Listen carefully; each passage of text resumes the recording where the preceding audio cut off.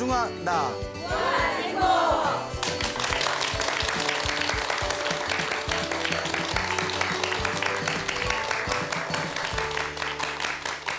예, 만나서 반갑습니다. 반갑습니다. 예, 광우 스님이라고 합니다. 저희 불교에 굉장히 유명한 그 이야기가 있습니다. 이번 생에 사람으로 태어나기 어렵고 사람으로 태어나도 불법을 만나기 어렵다라는 말이 있죠. 그래서 우리 입장에서 봤을 때 여기 계신 분 다 사람이잖아요. 그렇죠? 네. 예, 혹시 사람 아닌 분 계세요? 예, 다 사람이지 않습니까? 근데 이제 거대한 윤회의 흐름에서 봤을 때 윤회 다 아시죠? 네. 예, 태어나고 죽고 태어나고 죽는 이 거대한 윤회의 흐름에서 봤을 때 이번 생에 사람으로 태어나는 것은 굉장히 큰 복이랍니다. 그렇지만 사람으로 태어나도 우리 주변에 보면 불법과 인연이 있는 사람이 있는가 하면 비록 사람으로 태어났어도 불법과 인연을 짓지 못하는 사람들이 있죠. 네. 그래서 사람으로 태어나기도 어렵지만 똑같이 이 지구상의 사람으로 태어나도 불법과 인연을 맺을 수 있는 것은 또 과거 전생에 굉장히 큰 복이 있어야 된다고 합니다. 그래서 부처님과 또한 역대로 이 세상에 출현하셨던 수많은 큰 스님들께서 이번 생에 사람으로 태어났고 이번 생에 불법을 만났으니까 부지런히 수행해라. 이번 생에 사람의 몸을 잃어버리면 다음 생, 다다음 생 다시 어떻게 될지 모른다라는 그런 아주 간곡한 법문을 많이 하셨습니다. 근데 우리가 사람으로 태어나서 불법을 닦아 나감에 있어서 가장 중요한 게 또 스승복입니다. 그렇죠, 여러분. 예, 우리가 무엇을 하든 항상 스승에 대한 복이 있어야 되지 않습니까? 네. 그래서 스승 중에서 가장 훌륭한 스승은 역시 부처님이겠죠. 네. 그런데 또 우리 입장에서 보면 이미 부처님께서 세상을 떠나신 지 거의 2500년이 지난 이 시대를 우리가 또 부처님이 이 세상을 떠난 지 오래되셨다 해가지고 말법 시대라고 부르기도 합니다. 근데 예전에 그 어느 큰 스님들의 법문을 보면 이런 구절이 되게 자주 나옵니다. 아무리 부처님이 계신 시대에 태어나도 내가 열심히 수행하지 않으면 부처님이 계신 시대에 태어난들 무슨 이득이 있을 것이며 부처님이 계시지 않은 이 세상에 태어났다 하더라도 부처님께서 남기신 법문을 열심히 수행을 한다면 바로 옆에서 부처님을 모신 것과 같다. 그런 이제 법문들이 있습니다. 근데 우리 입장에서 봤을 때 항상 수행을 하거나 불법을 닦을 때 부처님 같이 위대한 스승이 옆에 있었으면 얼마나 좋았을까 하는 아쉬움이 들지만 가만히 우리 하는 걸 보면 막상 부처님 옆에 계셨어도 왠지 게으름 피웠을 것 같다는 그런 생각이 들 때도 있습니다. 네. 여러분들도 좀 그런 생각 들 때 있습니까? 네. 그래서 머리로는 내가 기도하고 수행해야 된다는 걸 다 알면서도 막상 잘 돼요, 안 돼요? 안 되죠. 자꾸 게으름이 나지 않습니까? 네. 이 기도하고 수행해야 된다는 걸 알면서도 게으름이 나는 이 마음을 우리가 참 업장이 두껍구나. 업보가 두껍구나라고 표현을 합니다. 그래서 전생의 업장과 업보가 두꺼워서 이번 생에 복을 짓고 선업을 짓고 열심히 수행해야 된다는 걸 알면서도 몸이 잘 따라준다, 안 따라준다. 예, 잘 따라주지 않는 그런 이제 상황이 펼쳐지게 되는 거죠. 그 부처님 당시에 마하가섭이라는 스님이 계셨습니다. 예전에도 마하가섭에 대한 스님 이야기 몇 번 들려드렸는데 기억나십니까? 뭐 안 나는 거 다 알아요. 예. 그 마하가섭이라는 스님이 계셨는데 부처님의 가장 뛰어난 10분의 제자였던 10대 제자 중에 한 분이십니다. 근데 이 마하가섭 스님이 저기 동굴에서 이제 홀로 수행을 하고 있었을 때 그 동굴에서 수행을 하면서 그 2명의 어린 제자를 두게 되었다고 합니다. 근데 이 2명의 어린 제자가 하나는 아주 착하고 성실한 제자였고 하나는 굉장히 조금 못된 구석이 있고 굉장히 게으른 제자가 있었다고 합니다. 그래서 이제 항상 그 착하고 부지런했던 제자가 이 스승인 마하가섭 스님을 위해서 항상 새순물을 이제 데펴놓고 목욕하실 때가 되면 목욕물을 데펴놓고 매일매일 시중을 잘 들었는데 옆에 있는 이 못된 제자가 이 게으르면서 못된 제자가 이제 꾀를 부리게 됩니다. 예를 들어서 이제 착한 제자가 우리 스승이신 마아가섭 스님이 씻으셔야 되니까 물을 좀 데펴놔야 되겠다 해서 물을 따뜻하게 데펴놓고 이제 그 세숫대에다가 물을 싹 이제 떠놓고 스승님을 기다리고 있을 때 게으른 제자가 먼저 방에 가가지고 스승님 제가 세수하실 물 다 준비했습니다. 오셔서 씻으십시오 이러는 거예요. 막상 마아가섭 스님이 오시면 그 물이 이렇게 따뜻한 세숫물이 있으면 당연히 누가 했을 거라고 생각하죠? 그 나쁜 제자, 게으른 못된 제자가 했을 거다. 그렇게 이제 믿고 계시겠죠. 그러니까 이런 일을 몇 번 당하고 나니까 그 지렁이도 밟으면 꿈틀거린다고 하잖아요. 이 착한 제자가 화딱지가 나는 거예요. 에? 이거 뭐지? 싶어서 뭐 내가 호구인가? 뭐 이러면서 쟤 왜 저러지? 못됐다. 그러다가 나중에는 이제 복수를 꿈꾸게 됩니다. 이 착한 제자가. 이 성실한 착한 제자가 너 한번 골탕 먹여봐라. 이렇게 한 뒤에 이제 다음날 목욕을 하실 그런 어떤 시일이었나 봐요. 그래서 이 착한 제자가 살짝 목욕물에 팔팔 데운 뒤에 그 목욕물을 데워놓은 목욕물을 따로 바가지에다가 항아리에 퍼가지고 자기만 알고 있는 것에다가 그 항아리를 다 놓은 채 그 팔팔 끓고 있는 솥에다가는 물을 한 바가지만 넣었답니다. 그러니까 그리고 살짝 그 솥에 있는 뚜껑을 살짝 열어놓으니까 멀리서 보면 그래도 김이 좀 모락모락 날 거 아니에요? 그러니까 물을 잔뜩 끓여놨구나 이렇게 착각을 일으키게 만들었대요.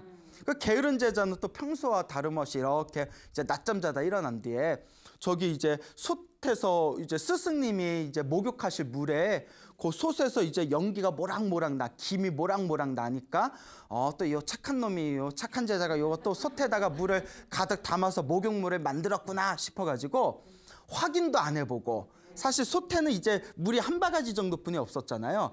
김만 나올 정도였는데 확인도 안 해보고 평상시처럼 성실한 제자가 잘 했겠지 생각하고 그 마아가섭 스님한테 가서 스승님 목욕물을 잘 준비해놨습니다. 와서 바로 씻으시면 됩니다. 이야기를 한 거예요. 그래서 마아가섭 스님도 이제 평소와 같이 이렇게 그 팔팔 끓고 있는 이제 그 솥이 있는 목욕탕에 가가지고 씻을 준비를 하시는데 제자가 이제 물을 떠다니려고 솥을 딱 열었는데 물이 한 바가지뿐이 없는 거잖아요. 그러니까 속으로 아이고 당했다 싶은 거예요. 그럼 막 속으로 화가 난 거예요. 이런 거 보면 지가 먼저 잘못해놓고 우리 주변에 보면 그런 사람들이 있지 않아요? 자기가 잘못해놓고 자기가 좀 손해보면 세상 떠나갔듯이 오히려 역정 부리는 사람들이 있잖아요. 살다 보면 이상한 사람들이 많은 것 같아요. 네, 그래 많이 당해보셨나 보다. 그러니까 이 게으른 제자가 화가 나가지고 이 못된 제자가 화가 나서 어떻게 해요? 할 수 없이 이제 강가에 가서 물을 다시 떠오는 수밖에 없잖아요. 씩씩거리면서 이제 물동이를 들고 이제 강가로 이제 떠나게 됐는데 마아가섭 스님은 가만히 목욕물이 다 됐다고 해서 왔는데 쟤는 왜 다시 물동이를 들고 왜 또 저 강가에 가나 하고 의아해하고 있을 때 그때 착한 제자가 이제 항아리에 미리 담아놓은 그 뜨끈한 물을 탁 꺼내와가지고 스승님 여기다 따로 준비해놨습니다 하면서 이제 목욕 준비를 해드립니다. 그 마아가섭 스님이 지혜로운 분이시잖아요. 이게 무슨 시츄에이션? 뭐 이러시다가 그래서 가만히 고민했다가 여태껏 저 못된 제자가 꾀를 부렸던 거구나. 저 못된 제자가 이제 요 착한 제자가 다 준비해 놓은 걸 못된 제자가 자기가 한 것처럼 미리 선수 쳐놓고 이번에는 얘가 좀 골탕을 먹었나 보구나. 그런 거 이제 그걸 다 이제 꿰뚫어 보시게 되죠. 그래서 이제 목욕을 다 마치시고 나서 그 못된 제자를 부릅니다. 불러서 앉혀놓은데 수행자가 그러면 안 된다. 어떻게 다른 사람의 공로를 그렇게 빼앗을 수가 있냐. 네가 그러면 안 된다. 수행자는 모름지기 마음을 정직하게 가져야 된다라고 이렇게 자상하게 훈계를 했답니다. 그러면 그렇게 스승님이 좋은 얘기를 해주면 마음으로 받아들여야 되는데 요 제자가 착하다고 했어요? 못됐다고 했어요? 못됐다고 했죠. 못된 사람들 특징이 좋은 말 해줘도 꽈서 들어요. 예, 많이 경험하셨나 보다. 예, 꽈서 듣는 게 있죠. 근데 우리 마음에는 다 좀 그런 게 있어요. 나중에 시간 지나고 나면 다 나 좋으라고 한 얘기인 걸 다 안데 막상 그 자리에서 안 좋은 얘기 들으면 괜히 짜증나고 막 니는 잘났나 뭐 이런 마음들이 없지 않아 있잖아요. 이게 우리의 중생심이죠. 그 제자가, 못된 제자가 이렇게 마아가서 스님의 그런 자상한 훈계를 들었는데 반성하기보다는 마음속으로 아우 고작 물 몇 방울 때문에 더럽게 잔소리하네 하고 마음으로 악한 마음을 품게 됩니다. 예, 그러니까 이제 악한 제자가 이제 삐치게 돼요. 그래서 그 다음날 스님들은 인도 당시에, 그 부처님 당시에 인도에서 스님들께서는 항상 하루에 한 끼 마을에 가서 탁발을 하셨잖아요. 식사를 하실 때 탁발을 하셨는데 그 다음날 탁발을 하러 이제 내려가게 됐는데 요 못된 제자가 삐쳐가지고 자기는 안 나간 거예요. 그러니까 이제 스승하고 착한 제자만 다 바리떼를 들고 마을에 가서 탁발을 하게 됩니다. 그래서 이 삐친 못된 제자가 남 먹을래. 우리 애들 보면 삐치면 남 먹어 막 이런 거 있잖아요. 아이들 키우면서 경험하셨죠? 예, 그럴 때 어떤 느낌 들어요? 예? 그래도 내 새끼 뭐 이런 느낌이 드나요? 아니면 아유 지 애비 닮아가지고 뭐 이런 삐지기도 엄청 삐져 뭐 이런 생각이 드나요? 뭐 여하튼 요 못된 제자도 삐쳐가지고 탁발을 안 나갑니다. 그러니까 안 나가고 방에 뒹굴뒹굴 있는데 그 당시엔 스님들이 하루에 한 끼만 드셨으니까 저녁 동안 아침 동안 아무것도 못 먹었으니까 배가 어떡하겠어요. 배가 고프잖아요. 그래서 야 나 삐친 거 티내다가 내가 굶어 죽게 생겼다 이래가지고 이제 몰래 자기가 이제 마을로 내려옵니다. 마을에 내려와서 평소에 자기의 스승이었던 마하가섭 스님을 굉장히 존경하던 부잣집 신도를 찾아가게 됩니다. 혼자 다 부잣집 신도를 몰래 찾아가게 되는데 그 부잣집 신도가 마하가섭 스님의 제자니까 자기가 존경하던 가섭 스님의 제자가 혼자 딱 찾아오니까 깜짝 놀라서 평상시에는 항상 스승이었던 마하가섭 스님과 함께 탁발을 다니다가 오늘은 혼자 그 제자 혼자서 딱 찾아오니까 놀란 거예요. 아니 혹시 스승님이 마하가섭 스님이 무슨 일이 있으십니까? 오늘 왜 혼자 오셨습니까? 이러니까 이 못된 제자 또 꾀가 생기는 거예요. 그래서 뭐라고 했냐면 스승이신 마하가섭 스님께서 너무나 몸이 편찮으셔서 멀쩡한 사람 또 병자로 만들어요. 너무나 몸이 편찮으셔서 제가 대신 탁발을 나왔습니다 하면서 스승께서 몸이 너무 안 좋으시니까 이런 음식이 필요합니다. 몸이 아플 때는 무엇보다도 잘 먹는 게 중요한 거 아닙니까? 하면서 평소에 자기가 먹고 싶었던 걸 해달라고 요구를 했답니다.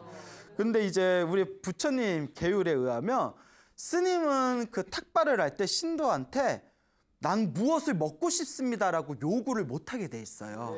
원래 그게 원칙에 돼 있습니다. 그래서 부처님 당시에는 신도들이 채소를 올리든 육류를 올리든 스님은 그냥 받은 대로 다 먹게 되어 있었습니다. 왜냐하면 신도들한테 나는 채소를 먹을 거니까 육류를 빼고 채소만 준비해 주십시오. 나는 몸이 허해서 육류를 먹어야 되니까 채소는 빼고 육류 음식을 해주십시오. 이런 식으로 요구를 하면 누가 번잡하겠어요? 신도들이 번잡해지기 때문에 부처님께서 그냥 신도가 주는 대로 먹어라 라는 그런 가르침이 있죠. 그리고 이 제자가 자기가 먹고 싶은 게 여태가 많았을 거 아니에요. 그러니까 그 먹고 싶은 걸 스승 핑계를 대면서 우리 스승님 쓰러지셨다고 빨리 갖다 드려야 되니까 요거 해주고 저거 해주고 요거 해달라고 하니까 존경하던 스승님이 쓰러졌다니까 그 신도가 얼마나 마음이 다급했겠어요. 아유 스님 좀만 기다리십시오 하면서 그냥 척척척척척 뭐 대장금인가 뭐 하여튼 해가지고 음식을 그냥 아주 기가 막히게 만들어서 그 제자 스님의 바리떼에다가 음식을 가득 이제 담아드리고 이제 보시를 하게 됩니다. 근데 이제 제자는 이제 몰래 그걸 다 누가 먹었겠어요? 본인이 다 먹었겠죠. 맛있어 하고 이제 다 먹고 나서 이제 방에서는 시치미를 뚝 떼는 거예요. 스승이 돌아와도 아무것도 안 먹은 채 시치미를 뚝 뗐는데 그 다음날 이제 마하가섭 스님이 또 탁발을 나가십니다. 근데 역시 못된 제자가 같이 탁발에 갔을까요? 안 갔을까요? 안 갔겠죠. 그래서 착한 제자만 데리고 탁발을 나갔는데 그동안 저 집을 못 갔는데 이번에 저 집에 가서 탁발을 하자꾸나 하면서 어제 목된 제자가 찾아갔던 그 부잣집에 찾아가게 됩니다. 그 신도가 딱 보니까 막 좋아가지고 팔짝팔짝 뛰면서 스님 아프시다더니 제가 어제 정성스럽게 올린 음식으로 이렇게 몸이 건강해지셨나 봅니다 하니까 이 스승 마하가섭 스님이 이렇게 어이가 없는 거예요.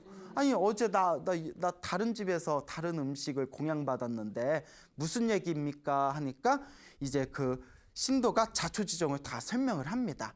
그때 마아가서 쓰면 아이고 요 못된 제자가 또 이 심신 깊은 신도에게 또 거짓말을 했구나. 그래서 마아가서 쓰면 뭐 가타부타 얘기는 안 하고 또 그거에 대해서 너무 자세하게 얘기하면 당신의 제자였던 스님이 신도를 속여가지고 음식을 받은 이런 얘기를 들으면 신도가 신심이 떨어질 수도 있잖아요. 그러니까 그냥 가타부타 말은 안 하고 그냥 음식을 준비해 주셔서 너무나 고맙습니다. 큰 복을 받으십시오. 딱 축원을 해줬대요. 자, 어쨌거나 마아가서 스님이 딱 동굴로 돌아오신 뒤에 다시 못된 제자를 부릅니다. 못된 제자를 부른 뒤에 네가 이런 일이 있었냐. 그 못된 제자가 아이고 속으로 아이고 들켰다. 그래가지고 예 제가 먹고 싶어 그랬습니다. 이러니까 마아가서 쓰면 또 이제 자상하게 훈계를 합니다. 네가 수행자인데 그러면 되냐. 수행자로서 해야 할 짓을 해야 할 일이 있고 하지 말아야 할 짓이 있는데 너는 하지 말아야 할 짓을 했구나 하고 크게 이제 혼을 내니까 또 속으로 아유 저번에는 물 몇 방울 때문에 막 화를 내더니 오늘은 그 음식 조각이 몇 개 때문에 저렇게 나에게 모욕을 주는구나 하고 이제 팽 하고 이제 토라진 거예요. 근데 우리 주변에 보면 그렇게 꼬이고 좀 못된 사람들이 없지 않아 있어요. 그러니까 이제 이 마아가서 스님이 다 훈계를 하시고 그 다음날 또 이제 가섭 스님께서 착한 제자와 탁발을 이제 또 내려가셨는데 이 목된 제자가 마음에 성이 나가지고 스승이 없는 틈을 이용해서 망치와 몽둥이를 들고 스승의 물건을 다 때려 부셔버린 거예요. 그래서 진짜 못됐죠. 다 때려 부신 뒤에 마지막에는 길을 떠나면서 마아가섭 스님이 쉬시는 방에다 불을 질러 놓고 그렇게 이제 떠나게 됩니다. 이런 이야기가 이제 그 부처님 설화에 나오게 되죠. 그래서 먼 훗날에 그 마아가섭의 못된 제자가 그렇게 절을 마아가섭 스님의 품을 벗어나고 나서 어떻게 살았는지는 기록에는 안 나오지만 뭐 잘 살았겠어요. 그렇게 계속 못된 마음으로 살았겠지만 마지막에 이런 구절이 있습니다. 그 제자는 먼 훗날 세상을 마치고 나서 어디에 떨어졌다? 지옥에 떨어졌다라는 그런 이제 이야기가 전해지고 있습니다. 어쨌거나 이런 이제 사건이 터지고 나서 그 소문이 이제 널리 퍼지게 되었답니다. 그래서 하루는 이제 마아가서 스님과 같은 지역에 있었던 어느 스님께서 이제 부처님이 계신 제따와나 이제 그 사원에 가가지고 부처님께 인사를 드립니다. 부처님 제가 어디에서 제가 수행을 하고 부처님께 인사드리려고 잠시 찾아왔습니다 하니까 부처님께서 어디서 왔다고? 예, 어디서 왔습니다. 그 부처님께서 미소를 지으시면서 거기에 나의 훌륭한 제자 마아가섭 스님이 있는데 그래 마아가섭 스님은 어떻게 건강하게 잘 지내고 있냐 이렇게 이제 안부를 묻게 됩니다. 그러니까 그 부처님께 인사를 드렸던 그 다른 스님이 아이고 부처님 정말 큰일이 있었습니다 하면서 그 못된 제자가 그 마아가섭 스님의 물건을 다 부시고 방에다 불을 지르고 도망간 사건을 이야기합니다. 그 부처님께서 그 이야기를 가만히 들으시더니 이렇게 싱긋 미소를 지으십니다. 아니 그런 일을 당했는데 부처님이 왜 미소를 지었을까요? 남의 불행은 나의 행복? 그렇죠. 부처님이 그러실 리는 없죠. 부처님께서 살짝 미소를 지으니까 그 스님이 의아한 거예요. 아니 부처님 마아가섭 스님이 엄청나게 고생을 했는데 어찌하여 그런 미소를 지으십니까 하니까 비구요. 옛날에는 남자 스님을 비구라고 부르죠. 비구요. 이 이야기는 이번 생에서만 일어난 게 아니라 머나먼 과거생에도 있었던 일이다. 머나먼 과거생에 있었던 실수를 이번 생에도 되풀이하는 것을 보고 내가 미소를 지은 것이다. 그러니까 그 비구 스님이 도대체 무슨 말씀입니까 하니까 부처님께서 다음과 같은 이야기를 하십니다. 머나먼 과거 전생에 한량없는 과거 전생에 아주 깊은 산 속에 새 한 마리와 원숭이 한 마리가 이렇게 살고 있었답니다. 근데 이 새는 굉장히 부지런해가지고 막 그 자그마한 부리로 나뭇가지와 돌멩이 같은 걸 주워가지고 그 나무 위에다가 아주 튼튼한 이제 둥지를 하나 틀게 됩니다. 그래서 그 둥지 속에서 편안하고 안락한 삶을 살고 있었는데 그 밑에서 그 나무에서 같이 살고 있던 원숭이는 항상 추위가 닥칠 때마다 오들오들 떨면서 덜덜덜덜 떨면서 자기의 그 몸을 가릴 만한 어떤 조그만 집도 짓지를 않는 거예요. 그 새가 보다 못해서 원숭이에게 질문을 던집니다. 원숭이야, 원숭이야. 너는 사람하고 똑같은 손도 있고 발도 있고 머리도 있는데 왜 집을 짓지 않느냐? 그 원숭이가 새 말을 알아듣나요? 예? 자, 이런 거 깊이 생각하면 돼요? 안 돼요? 안 돼요. 예, 알겠죠? 자, 왜냐하면 이 이야기를 해줄 때 어떤 아이가 그러더라고요. 한참 듣다가, 스님, 원숭이가 어떻게 새 말을 알아들어요? 이러는데, 예, 그래서 한 대 이렇게 꿀밤을 먹여주고 싶었어요. 예? 왜냐면 내가 너무 당황해가지고, 그 순수함에 너무 당황해서, 그래서 제가, 그냥 들어. 네, 이랬던 적이 있었는데, 자, 어쨌거나. 그러니까 원숭이가 그 이야기를 딱 듣고 새한테 이렇게 얘기합니다. 나는 사람하고 똑같은 손도 있고 발도 있고 머리도 있지만 사람하고 똑같은 지혜는 없구나. 사람하고 똑같은 지혜와 능력은 없기 때문에 집을 짓지 못하는 것이다 하고 대답을 하니까 새가 다시 얘기합니다.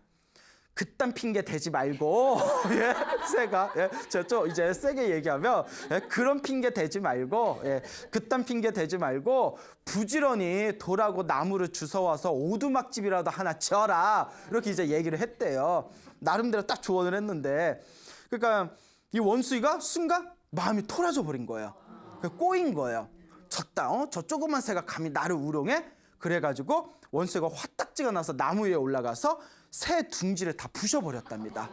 예, 다 부셔버렸대요. 하여튼 이 원숭이 하여튼 자, 부처님께서 이런 말씀을 하시면서 다음과 같은 이야기를 전해줍니다. 그 머나먼 과거 전생에 그 원숭이를 훈계해줬던 새는 이번 생에 누구다? 마하가섭 스님이시고 그때 새의 훈계를 받고 마음이 꼬여가지고 새 둥지를 부셨던 원숭이는 이번 생에 누구다? 그 못된 제자이니라 라는 그런 이야기가 전해지고 있습니다. 자, 이 이야기에는 굉장히 중요한 교훈이 내포되어 있어요. 전생에 똑같이 머나먼 과거 전생에 새였고 원숭이였고 똑같은 축생이었던 두 존재가 새는 수없는 윤회의 삶을 지나고 난 뒤에 이번 생에 깨달음을 얻은 거룩한 성자인 마하가서 스님이 되셨고 그 원숭이도 똑같은 새와 똑같은 윤회의 삶을 살았지만 이번 생에 어리석은 사람, 마음을 못되게 가진 어리석은 사람으로 태어났고 그나마 머나먼 과거 전생에 성근이 있어서 마하가섭 같은 좋은 스승을 만났음에도 불구하고 자기의 나쁜 마음의 습성을 버리지 못해서 결국에는 지옥에까지 떨어지는 무서운 업보를 짓게 됩니다. 근데 이 새와 원숭이의 이야기는 남의 이야기가 아니라 누구의 이야기일까요? 그렇죠, 맞죠. 우리의 이야기입니다. 가만히 우리 스스로를 보면 우리는 새와 같은 존재인 것 같아요? 아니면 원숭이 같은 존재인 것 같아요? 원숭이, 그렇죠. 자기 입으로 새라고 하기 좀 부끄럽죠. 예. 그리고 또 우리의 모습을 보면 우리의 모습이 마하가섭을 더 많이 닮은 것 같아요? 그 못된 제자의 마음을 더 많이 닮은 것 같아요. 그렇죠. 예. 우리 마음에 아주 중생심이 많지 않습니까? 그렇기 때문에 이 마음을 잘 다스리는 거. 그래서 마하가섭 스님 같이 좋은 스승을 만났다 하더라도 자기가 스스로 닦고 노력하고 수행하지 않으면 언제든지 우리는 그 못된 제자와 같이 지옥에 떨어질 수 있는 가능성이 열려 있다는 겁니다. 그래서 좋은 스승을 만나고 이번 생에 사람으로 태어나서 불법을 만나서 좋은 스승을 만났을 때 부지런히 자신을 닦고 수행할 줄 알아야 된다라는 것이 바로 이 이야기의 중요한 교훈이 되겠습니다. 또 이와 비슷한 이야기가 있습니다. 옛날에 형제가 있었다고 합니다. 형하고 아우가 있었는데 이 형하고 아우가 그래도 전생에 무슨 성근이 있고 복이 있었는지 둘이 같이 출가를 하게 됩니다. 머리를 깎고 출가했는데 형은 굉장히 열심히 수행을 했답니다. 아주 열심히 수행을 했는데 아우는 사람들에게 잘 보여지기를 원하고 사람들한테 관심 받기를 원하는 명성 쌓고 명예욕을 쌓는 데에만 집중을 했다고 합니다. 그러니까 이 형 스님이 아우에게 야, 이번 생에 머리를 깎고 출가했는데 그렇게 살면 안 된다. 이번 생에 불법을 만나고 우리가 이렇게 머리를 깎아서 수행을 하는데 열심히 수행을 해야지. 왜 그렇게 욕망이 휘둘리면서 사냐? 이제부터라도 마음을 제대로 잡고 수행을 해라라고 간곡하게 이야기를 합니다. 근데 이 아우 스님이 제대로 알아들어요, 못 알아들어요? 그렇죠. 여기서 제대로 알아들어서 열심히 수행했대요 하면 이야기가 또 전달이 안 되겠죠.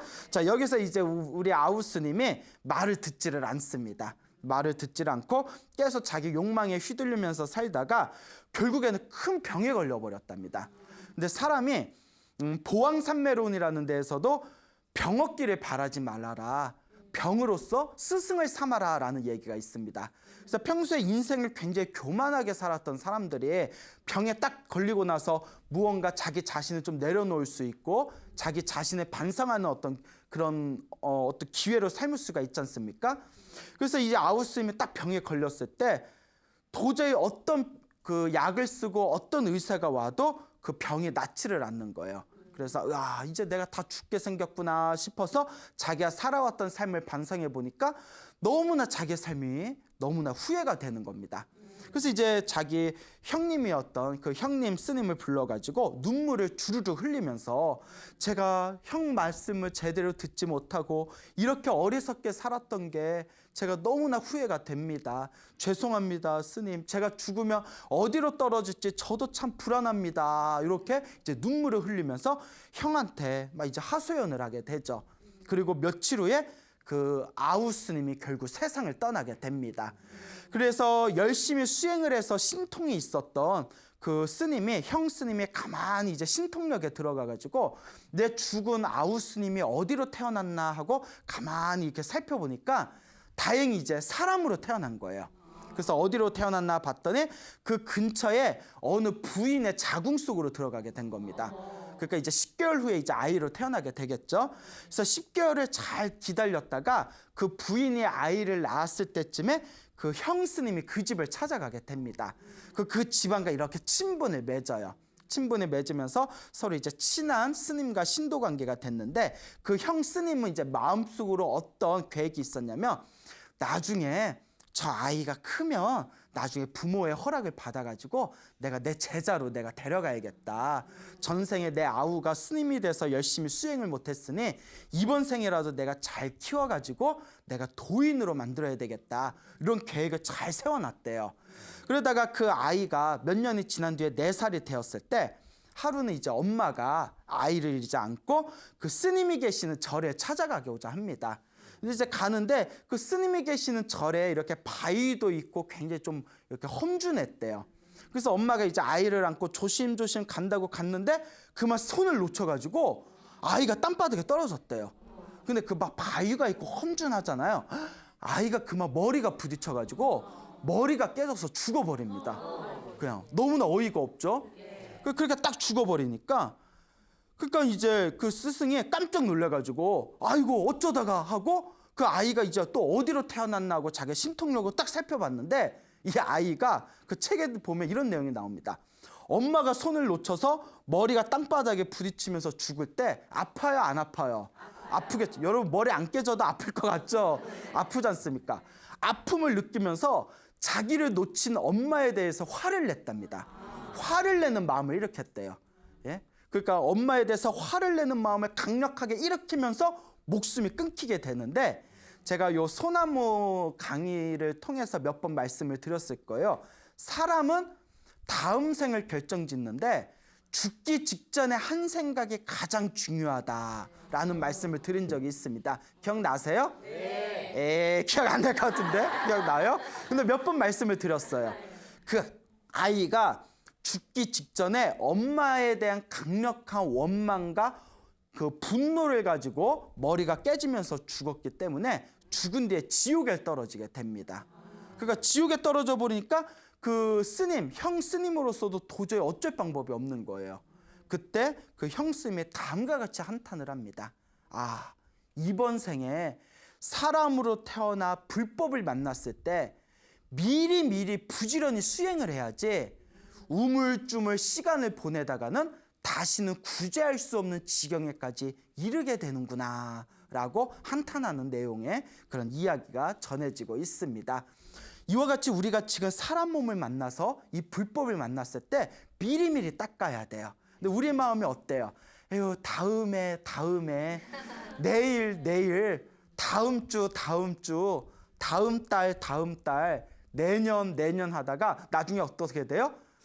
나중에는 이불 속에서 이제 딱 누워가지고 산소 마스크 쓰고 눈물을 주르르 흘리면서 아이고 그때 닦을 걸, 그때 열심히 기도해 놓을 걸. 이런 상태가 안 된다고 보장할 수가 없는 겁니다. 그래서 다음에 하다가 진짜 좋은 시절은 다 보내버리고 이제 내가 마음 먹고 복을 짓고 선업을 짓고 수행을 하고자 마음 먹어도 몸이 따라줄 수 없는 상태까지 이르르면 그 모든 손해는 다 누구의 몫이 된다? 나의 몫이 된다라는 것을 우리가 기억할 필요가 있습니다. 그러니까 우리가 기도를 하고자 할 때, 수행을 하고자 할 때 지금 이 순간부터 시작을 해야 되는 거예요. 이 순간부터 관세음보살을 한 번 더 불러보고 지장보살을 한 번 더 불러보고 금강경을 한 번이라도 더 읽어보고 법화경을 한 글자라도 더 써보고 이와 같이 지금 닦아나가는 지금 현재의 모습이 가장 중요하다라는 것을 여러분들이 잘 기억하시길 바랍니다. 알겠죠? 네. 자, 또 이제 재밌는 이야기를 하나 해드리겠습니다. 워낙에 유명한 이야기라서 여러분들 또 아시는 분들도 계실 텐데요. 예전에 산에서 혼자 수행하시는 어느 수행자가 있었다고 합니다. 그 수행자가 마을을 내려가게 됐는데 하루는 그 마을에 이렇게 지나가다가 책이 한 권 있는 걸 발견하게 됩니다. 그래서 그 책을 이렇게 보니까 너무나 좋은 내용이 많은 거예요. 그래서 이제 그 책을 들고 이제 자기가 수행하는 처소에 산을 이렇게 올라오게 됐는데 항상 이제 수행을 하고 책을 읽고 마음을 닦는 그런 삶을 살다가 어느 날 이렇게 다시 책을 보려고 딱 펼쳐보니까 책이 다 쥐가 갉아먹어 놓은 거예요. 그 책을 쥐가 다 갉아먹은 걸 딱 보고 너무나 안타까운 생각이 듭니다. 어떡하지? 쥐덫을 놓을까 하다가 그래도 내가 마음을 닦는 수행자인데 살생을 하면 안 되지. 이런 생각이 들어서 이제 고민하다가 쥐가 제일 무서워하는 게 뭐예요? 그렇죠. 고양이죠. 그래서 이제 마을에 가서 고양이를 한 마리를 사옵니다. 그래서 고양이를 한 마리를 딱 사왔더니 이제 쥐가 나타나요? 안 나타나요? 안 나타나는 거예요. 그래서 잘 됐다 싶었는데 또 문제가 생깁니다. 고양이 밥을 줘야 되는데 뭐 쥐도 없고 고양이 밥을 줘야 되는데 뭐 줄 게 없는 거예요. 그렇다고 뭐 고기를 잡아다가 줄 수도 없고 어떡하지? 고양이가 뭘 좋아하지 하니까 고양이가 뭘 좋아할까요? 좋아하는 것 중에 하나가 뭐 어떤 거요? 생선. 그래, 그렇구나. 큰일 나. 제가 원하는 대답은 우유였어요. 우유. 그래 넘어갑시다. 이제 고양이가 우유를 좋아하겠다 싶어가지고 어떻게 우유를 준비할까 고민하다가 또 마을에 내려가서 뭘 사왔을까요?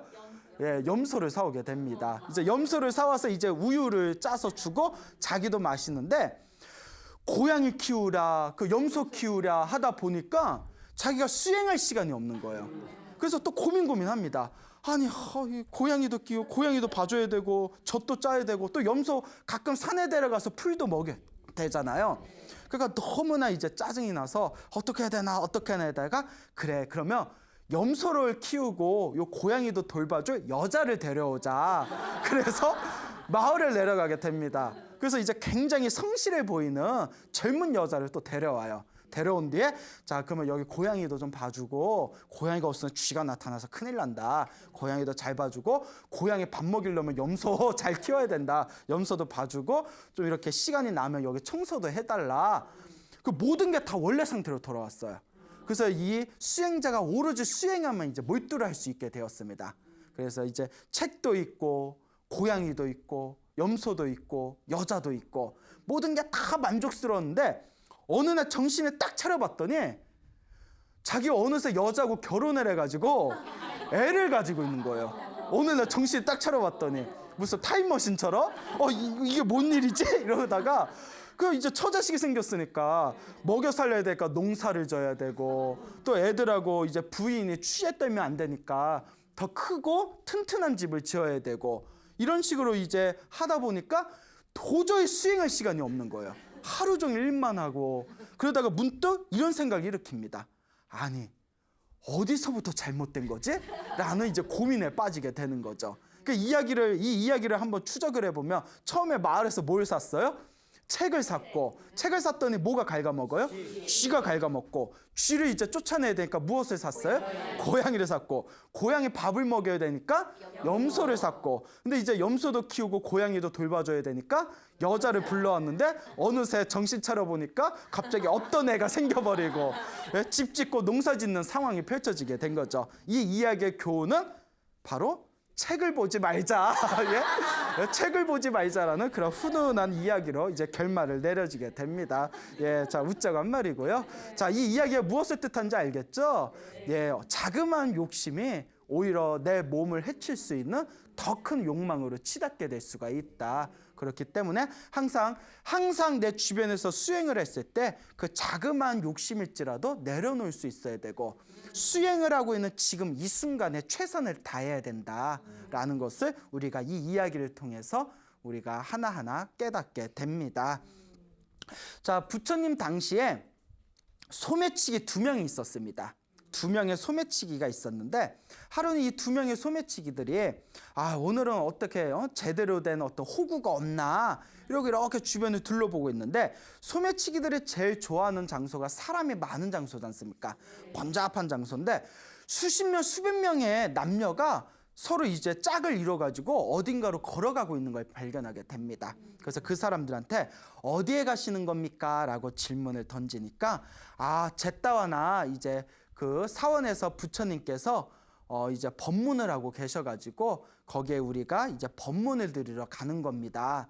그러니까 요 2 소매치기가 생각하기를, 야, 그곳에 가면 사람들이 저렇게 많으니까 우리가 소매치기를 하기가 쉽겠구나라는 생각이 듭니다. 그래서 제따완에 가봤더니 아니나 다를까 사람들이 굉장히 많은 거예요.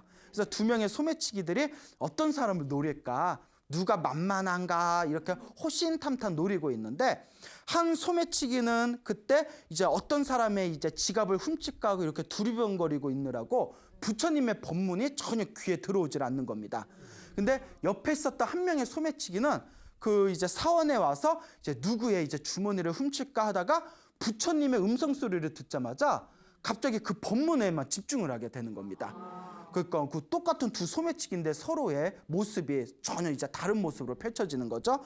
그래서 소매치기 하나는 이제 누군가의 지갑을 노리느라 부처님의 법문을 듣지 못하고, 또 소매치기 하나는 부처님의 법문을 듣느라고 누군가의 지갑이 전혀 눈에 들어오질 않는 거예요. 그렇게 해서 시간이 지난 뒤에 사람의 지갑을 노리던 소매치기는 동전 5입을 훔쳤답니다. 동전 5입을 훔치게 되고, 부처님의 법문을 듣는 거에만 집중하던 그 소매치기는 부처님의 법문이 딱 끝나자마자 그 자리에서 깨달음을 얻게 됩니다. 소매치기가 깨달음을 얻어요. 그래서 소매치기가 그 자리에서 깨달음을 얻은 뒤에 깨달음을 얻게 되면 사람의 양심이 회복이 된다고 합니다. 그러니까 더 이상 남의 물건에 손을 댄다 안 된다? 예, 안 되는 거고 될 수가 없답니다. 완벽한 양심이 되살아났기 때문에 나쁜 짓을 할래야 할 수가 없대요. 그래서 깨달음을 얻은 소매치기와 동전 5입을 훔친 소매치기가 이제 집으로 돌아오게 됩니다. 근데 깨달음을 얻은 소매치기의 부인이 여보 오늘 뭐 좀 얻어왔어? 오늘 일당이 괜찮았어? 하고 봤더니 빈손으로 온 거예요. 그러니까 이놈의 화상 하면서 막 화를 냈겠죠. 그러면서 그 동전 5입을 훔친 다른 소매치기와 함께 자기 남편을 조롱합니다. 아이고 뭐 한다고 그렇게 빈손으로 왔냐? 이 사람은 동전 5입이나 훔쳤는데 뭐하러 지금 이렇게 빈손으로 온 것이냐 했더니, 그 소매치기가 부처님의 법문을 듣다가 세상에서 가장 위대한 보물을 얻었어. 그것은 바로 깨달음이요. 그 부인은 얼마나 속 터져 죽겠어요. 그러면서 참 잘났어, 너 잘났다 이러고 있으니까 그 깨달음을 얻은 그 소매치기가 저 사람들은 무엇이 지혜고 무엇이 어리석음인 줄 모르는구나. 무엇이 진짜 지혜고 무엇이 진짜 어리석음인 줄 모르기 때문에 부처님께 얻은 나의 깨달음의 경지를 전혀 몰라보는구나. 그래서 이제 그 소매치기와 자기의 아내를 데리고 부처님이 계신 곳에 찾아갑니다. 부처님을 계신 곳에 찾아가서 부처님께 이렇게 이제 합장 인사를 올리니까 부처님께서 이제 모든 걸 다 꿰뚫어 보시잖아요. 그러면서 부처님께서 다음과 같이 유명한 개송을 남기십니다. 자기 자신이 어리석다고 생각하는 사람은 알고 보면 오히려 지혜로운 사람이다. 자기 자신이 지혜롭다고 생각하는 사람은 알고 보면 오히려 어리석은 자이다 라는 그런 법문을 하십니다. 이 이야기를 통해서 우리는 과연 그 소매치기와 같은 우리가 어떤 상황에 처하게 되었을 때 과연 우리의 마음은 어디를 향하고 있는지를 한번 고민해 볼 필요가 있습니다. 여러분들, 우리가 살아가는 이 거대한 중생의 삶의 모습은 욕망으로 이루어져 있습니다. 무엇으로 이루어져 있다? 욕망. 사실 우리의 모든 마음의 상태가 욕망이잖아요. 예, 좋은 옷 입고 싶고, 좋은 집에서 살고 싶고, 좋은 음식 먹고 싶고, 좋은 사람하고 살고 싶고, 모든 게 다 욕망이지 않습니까? 그래서 이 욕망의 에너지는 물론 소매치기하고 비교할 바는 아니지만 사실 소매치기의 욕망과 다를 바가 없다는 겁니다.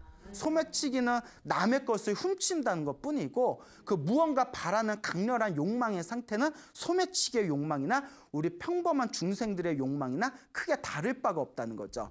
그리고 이런 소매치기와 같은 욕망을 가지고 있는 우리의 모습은 과연 다른 사람의 지갑을 노리는 그런 욕망에 휩싸인 모습인가? 아니면 본래 욕망을 가지고 있었지만 부처님의 가르침을 듣는 순간 부처님의 법에 귀를 기울이는 그러한 어떤 모습인가에 대해서 냉정하게 스스로를 따져볼 줄 알아야 됩니다. 여러분들은 이 두 소매치기 중에서 부처님의 법을 따르는 사람 쪽에 가까운 것 같아요? 아니면 남의 지갑을 노리던 소매치기의 모습에 더 가까운 것 같습니까? 말하기 애매하죠. 예? 말하기 애매합니다. 예? 예? 그 부처님의 법을 따르는 것 같아요 하면 솔직히 양심에 걸리죠. 예? 그렇다고 또 소매치기 같은 마음이라고 하기에는 뭐 그렇게까지 우리 마음이 남의 걸 훔칠 정도로 못되지는 않죠. 근데 우리는 항상 그 갈림길에 있다는 거, 그것을 항상 명심하셔야 됩니다. 그래서 우리 부처님께서 항상 하시던 말씀, 이번 생에 사람으로 태어났고 또 무엇을 만났으니? 불법을 만났으니 이번 생에 미리미리 수행해야지. 아까 그 형님 스님이 얘기한 것처럼 우물쭈물 시간을 보내다가는 다시는 구제할 수 없는 상태에 이르게 된다라는 그 교훈을 우리 불자라면 가슴속에 항상 각인하고 항상 수행하는 마음의 자세를 지녀야 되겠습니다. 알겠죠? 네. 자, 여러분, 행복해지고 싶습니까? 네. 행복한 삶을 창조하고 싶습니까? 네. 복을 지으십시오. 선업을 지으십시오. 공덕을 쌓으십시오. 복과 선업과 공덕의 힘이 여러분들을 진정한 행복의 길로 이끌어 줄 것입니다. 여기서 마치겠습니다. 소중한 나 무한 행복.